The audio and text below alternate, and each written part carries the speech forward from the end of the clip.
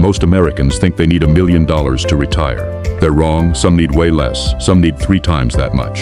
And the number that actually applies to you depends on a handful of details most people never sit down and calculate. Here's the uncomfortable part. You could be saving diligently every single month, feeling proud of your growing 401(k) balance, and still be on track to run out of money at 78. Not because you're bad with money, because nobody ever showed you the actual math behind comfortable. So let's fix that right now. Because by the end of this video, you're going to know exactly how to calculate your own number, not some generic headline number, but the one that actually applies to your life, your income, and the retirement you actually want. Because comfortable retirement isn't a vibe. It's not a magic number some finance guru pulled out of thin air. It's a real calculation, built from real numbers, your expenses, your social security check, your savings, and how long your money actually needs to last. And once you see how it's built, you can plug in your own life and know, with real clarity, whether you're on track, ahead of schedule, or need to make some changes. Let's start with why the just save $1 million advice is so misleading in the first place. $1 million sounds huge. It sounds like you're set for life money. But here's the catch. $1 million means something completely different depending on where you live, how you spend, and how long you live after you stop working. If you retire in a small town in Ohio or rural Texas with your house paid off, $1 million could fund a genuinely comfortable, even generous retirement for 30 years. If you retire in coastal California or the New York suburbs still carrying a mortgage, that same $1 million could be gone in 12 or 13 years. Same number, completely different outcome. That's why how much do I need isn't really the right question. The right question is, how much income do I need my money to produce every single year for the rest of my life? That reframe changes everything. Because once you think about retirement as building yourself a paycheck instead of building a pile of cash, the math gets a lot more useful and a lot less scary. So here's where financial planners actually start. They look at what's called your retirement spending number. Basically, how much money you'll need to cover your lifestyle each year once the paychecks stop coming in. And here's something most people miss completely. You don't need 100% of your current income in retirement. You need somewhere around 70% to 80% of it, historically speaking, and that number can shift depending on your specific situation. Why less? Because a lot of expenses simply disappear. You're not commuting 5 days a week anymore, which means less gas, less car maintenance, maybe even fewer cars in the driveway.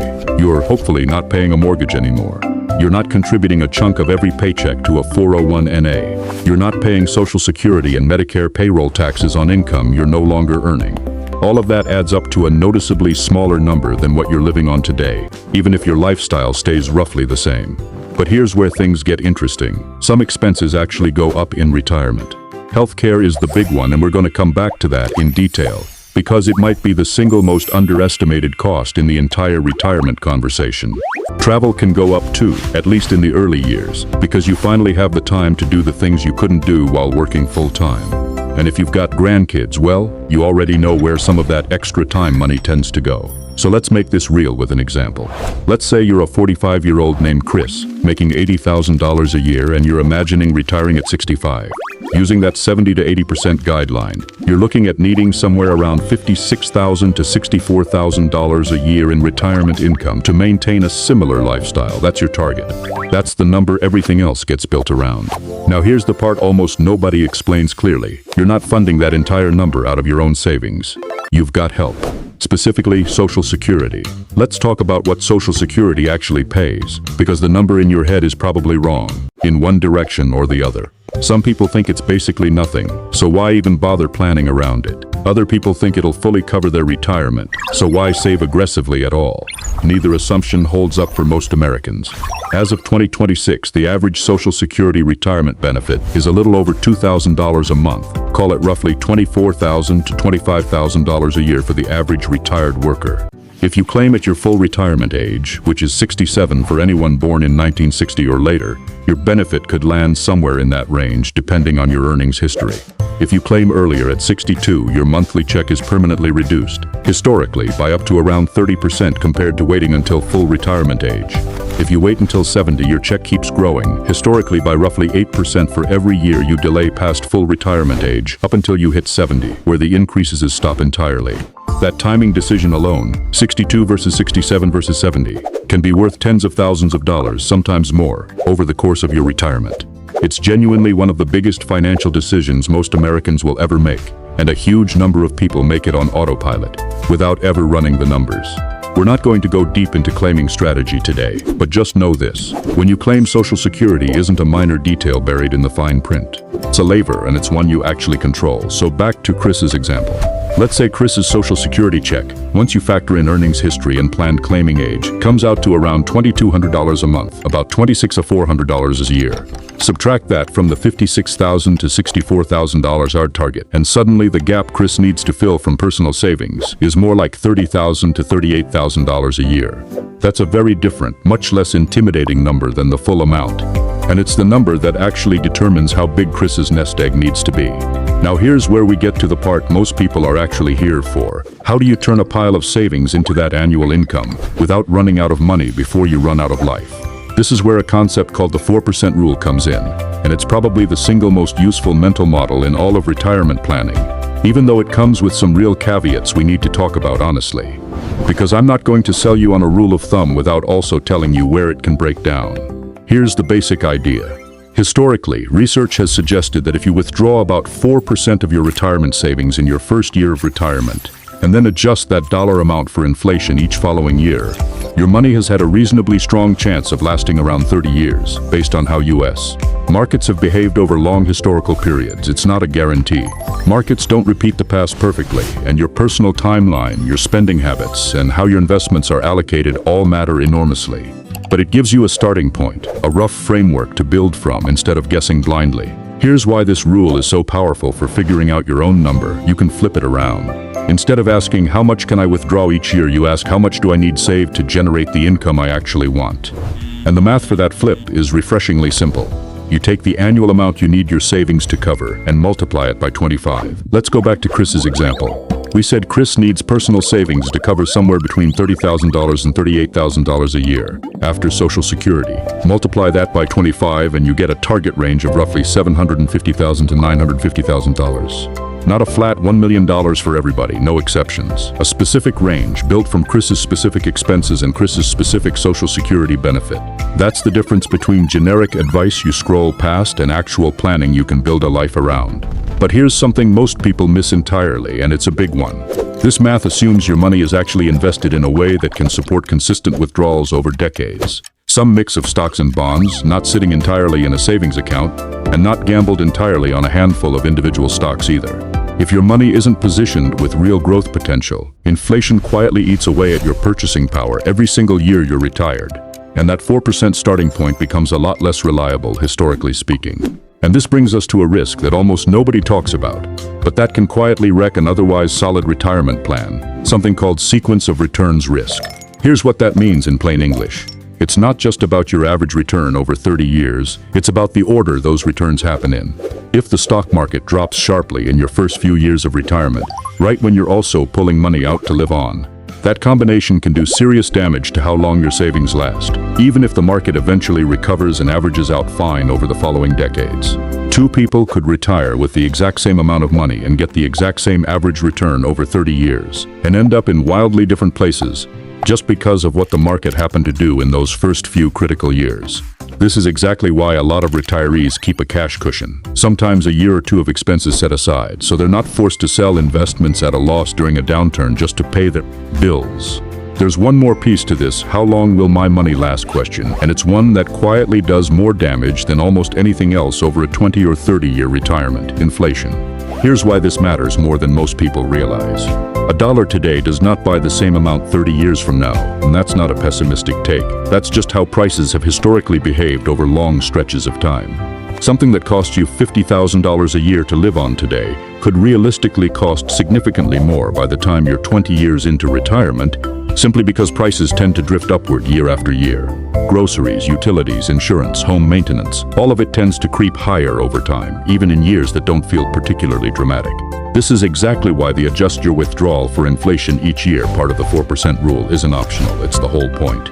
If you just withdrew the same flat dollar amount every year for 30 years and never adjusted upward, your actual standard of living would quietly shrink year after year, even though the number on your bank statement looked identical.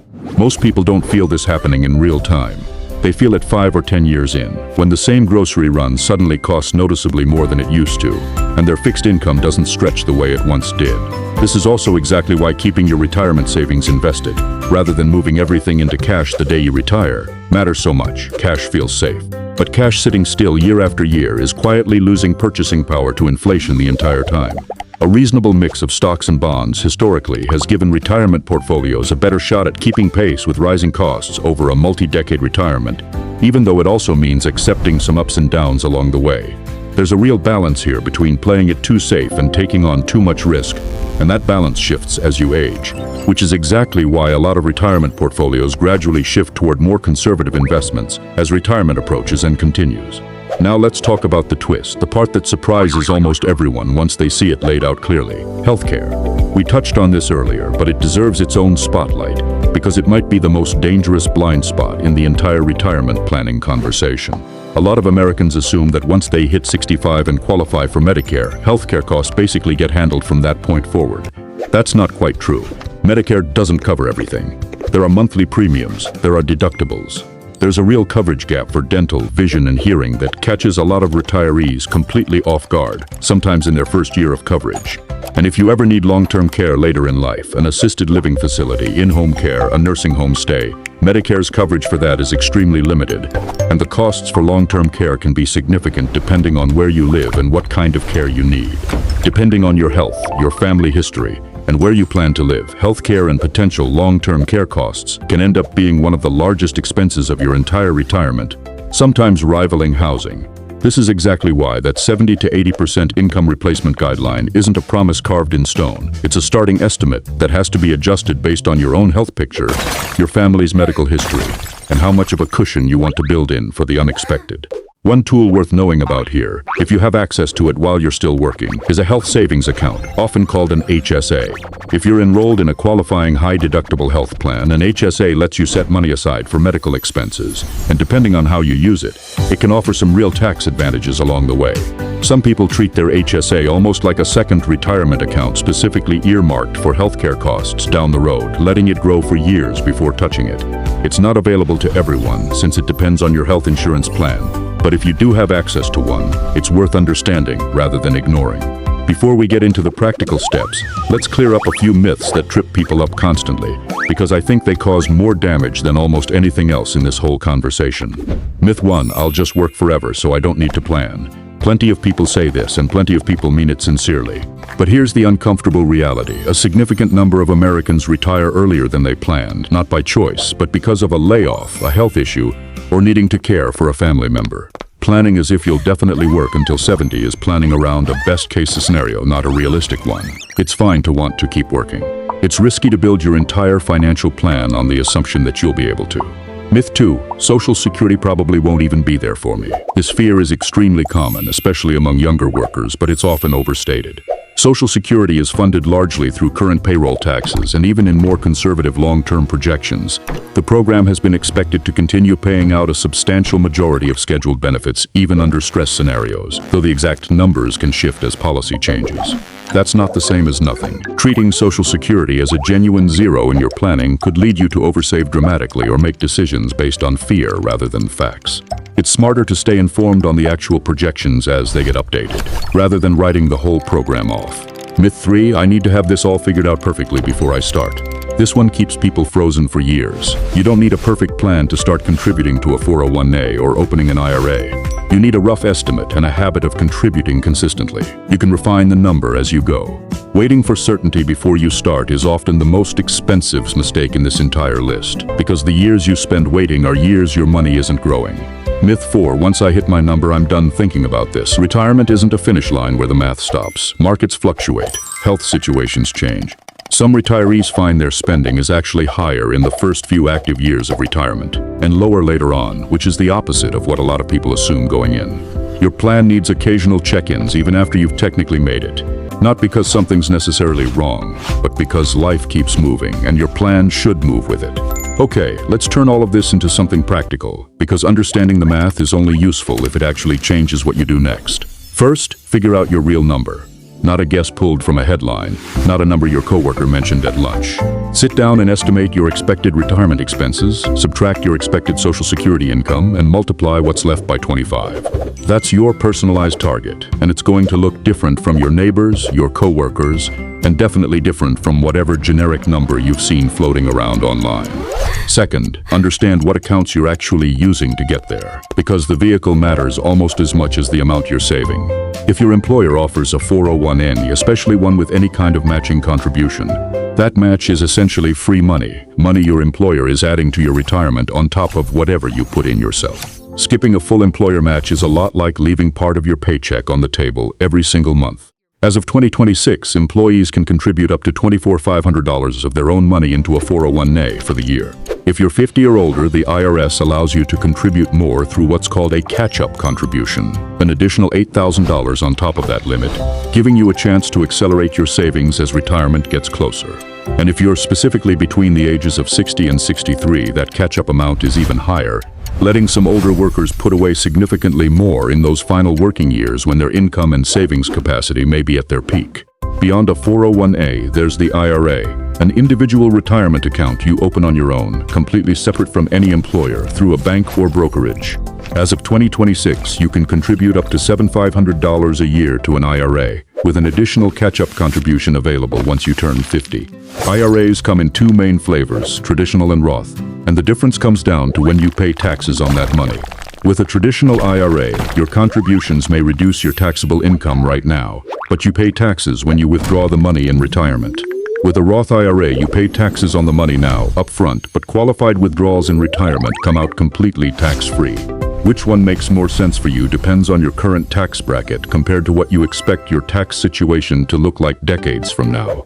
And that's genuinely a personal calculation, not a one-size-fits-all answer. So it's worth thinking through carefully or talking to a tax professional if you're unsure. Third, and this is the part that quietly determines everything else, start early, because time does something in investing that no other factor can fully replicate. Let's say two people each aim to have $30,000 a year in retirement income beyond Social Security, which we calculated needs roughly $750,000 saved. One of them starts investing $400 a month at age 25. The other waits until 35 to start and has to put away nearly double that amount every single month just to land in a similar range by the same retirement age, historically speaking, assuming reasonably similar market returns over that time. That 10-year head start isn't a small advantage.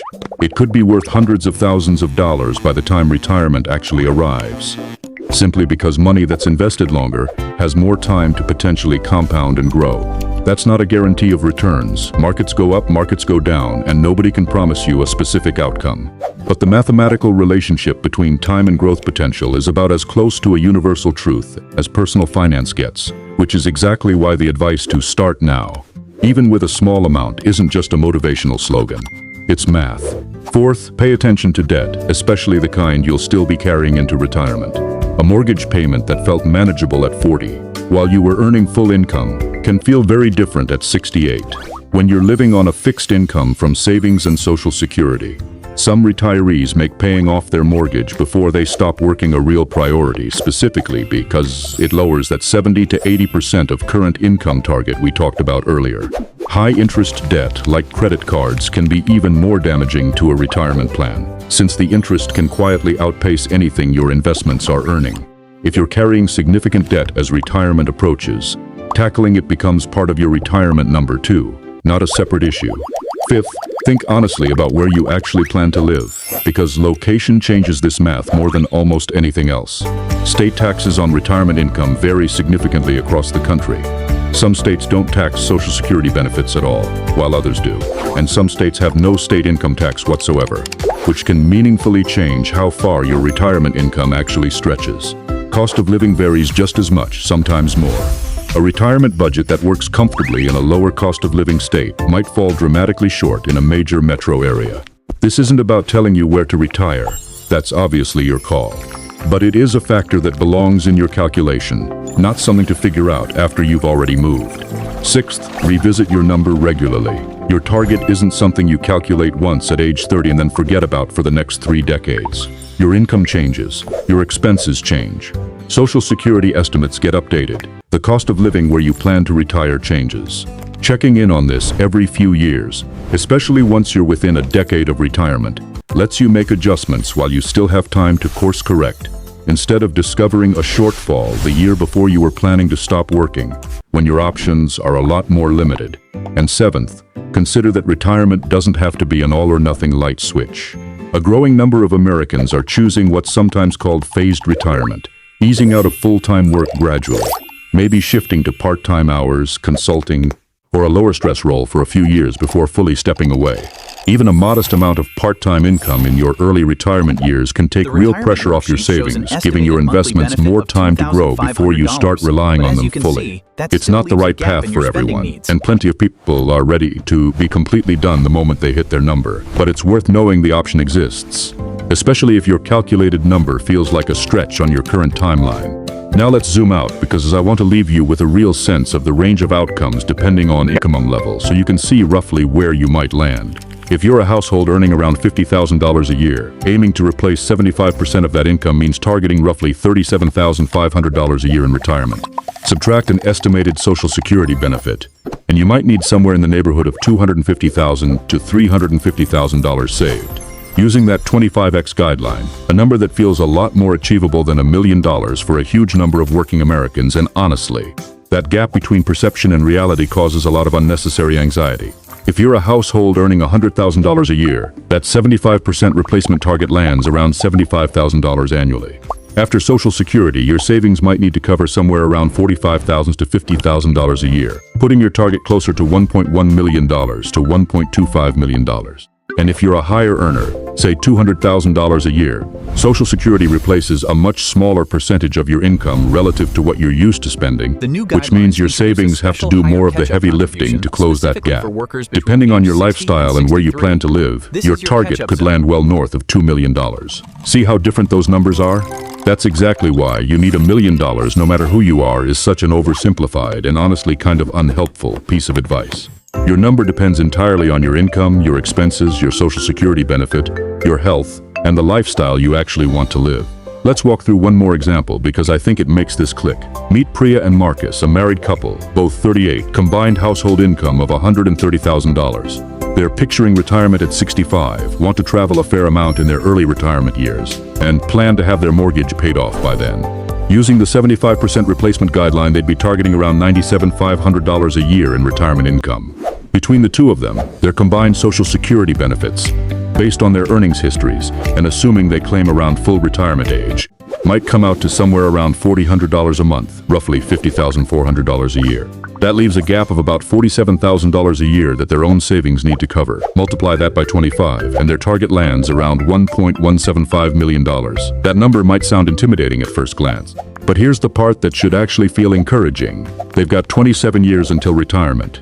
Assuming they're maxing out available 401(k) contributions between the two of them, getting any employer match on offer, and investing consistently over nearly 3 decades.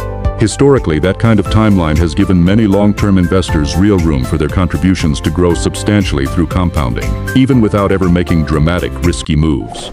It's not about finding some clever shortcut. It's about consistency, time, and knowing the actual target instead of guessing. Let's look at one more scenario, because I think it's important to show this isn't just a young person's game.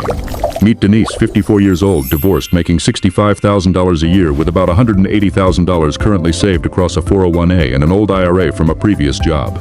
She's got 11 years until she wants to retire at 65, and honestly, when she first sat down to run these numbers, she assumed she was hopelessly behind. Here's what the math actually showed. Using the 75% replacement guideline, Denise's target retirement income comes out to roughly $48,750 a year.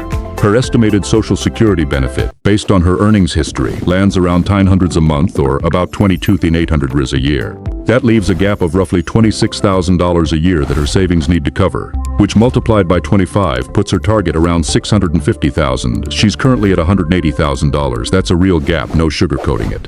But here's where the catch-up contributions we talked about earlier become genuinely powerful for someone in Denise's position. Because she's over 50, she's eligible to contribute more than the standard limit to both her 401(k) and her IRA.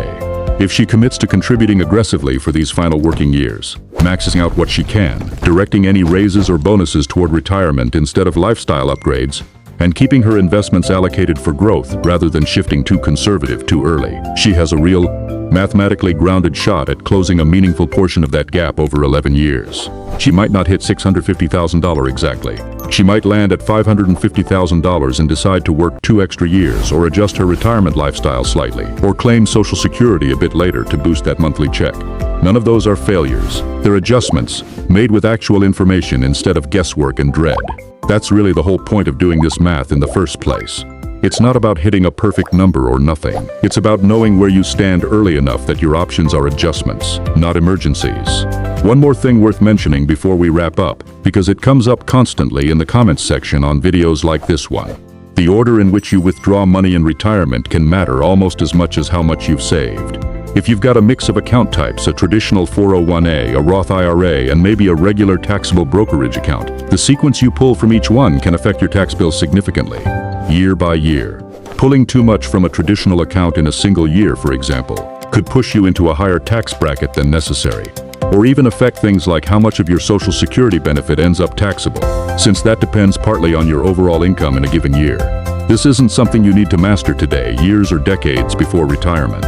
But it's a reminder that the how much do I need question and the how do I actually withdraw it efficiently question are two separate puzzles. And the second one is worth revisiting seriously as you actually approach retirement, ideally with a tax professional or financial advisor who can look at your full picture. I also want to be honest about something. Everything we've walked through today is built on historical patterns and reasonable planning assumptions, not promises. Markets could perform better than history suggests, or worse. Social Security rules could shift over the coming decades as Congress addresses long-term funding, which could change the exact numbers, even if the broad structure of the program remains. Tax laws change, healthcare costs are notoriously unpredictable. None of that means the math we've walked through is pointless. It just means your number isn't a single fixed destination you calculate once and never touch again. It's a living target that you check in on, adjust, and refine as your life and the world around you actually unfold. Let's also talk briefly about what comfortable actually means, because I've used that word a lot in this video. And it means something slightly different to almost everyone watching. For some people, comfortable means never worrying about a grocery bill, keeping the same modest house they've lived in for decades, and maybe taking one nice trip a year. For other people, comfortable means multiple international trips annually, a vacation home, and helping fund a grandchild's college education. Both are completely valid definitions of comfortable. Neither one is more correct than the other. But they lead to wildly different target numbers, which is exactly why copying someone else's retirement plan or someone else's number from a video like this one only gets you so far. The framework, expenses minus Social Security times 25, stays the same. What you plug into it is entirely yours to define, and it's worth being honest with yourself about what you actually want that lifestyle to look like, rather than what you think you're supposed to want. It's also worth saying plainly that comfortable doesn't have to mean extravagant, and chasing an inflated number just because it sounds impressive can backfire in its own way. Some people oversave dramatically, working years longer than necessary or living unnecessarily lean during their working years, chasing a number that was never actually calibrated to the life they wanted to live. Running your real numbers protects you from both directions, from undersaving and getting caught short, and from oversaving out of pure anxiety when a more accurate, well-reasoned number would have let you enjoy some of those working years a little more too. And if all of this is starting to feel like a lot to calculate on your own, that's a completely normal reaction, and it's okay to bring in help. A fee-only financial planner, someone who charges a flat fee or hourly rate rather than earning commissions off products they sell you, can run these numbers with far more precision than any video ever could, factoring in your specific tax situation, your state, your health, and your actual investment accounts. You don't need to hire someone today. But you also don't need to figure out every detail entirely alone, especially as you get within a decade or so of actually retiring, when the decisions start carrying more weight and less room for do-overs. Here's the takeaway I want you to walk away with. A comfortable retirement isn't about hitting some arbitrary dollar amount everyone else online is chasing. It's about knowing your own expenses, understanding what Social Security will realistically provide, being honest about healthcare and where you plan to live, and working backward to figure out what your savings actually need to produce every single year for the rest of your life. Once you know that number, saving for retirement stops being this vague, anxiety-inducing idea floating in the back of your mind, and it becomes a concrete, trackable goal, something you can actually measure your progress against, year after year, adjustment after adjustment. The earlier you run this math, the more options you have. Not because you need to panic if you're starting later. Plenty of people build genuinely strong retirements starting in their 40s and 50s, especially once they get intentional about it. But every year you wait to figure out your real number is a year you're making decisions about your future without actually knowing where you stand today. So take 20 minutes this week. Estimate your expenses. Look up your Social Security estimate. You can find it through your Social Security account online in just a few minutes. Do the math we just walked through, step by step, and see how close you actually are to your real, personal, comfortable number. Write it down somewhere you'll actually see it again. A note on your phone, a spreadsheet, whatever sticks. Not because the exact figure needs to be perfect on the first try, but because a written target changes how you make decisions the other 364 days of the year. It changes whether you bump up your 401(n)(a) contribution by 1% this year. It changes whether you take the raise and increase your savings rate instead of your spending. It changes whether claiming Social Security at 62 versus waiting a few more years actually makes sense for your specific situation, instead of just going with whatever age felt right in the moment. That's the number that matters, not the headline, not your coworker's number, not mine, yours.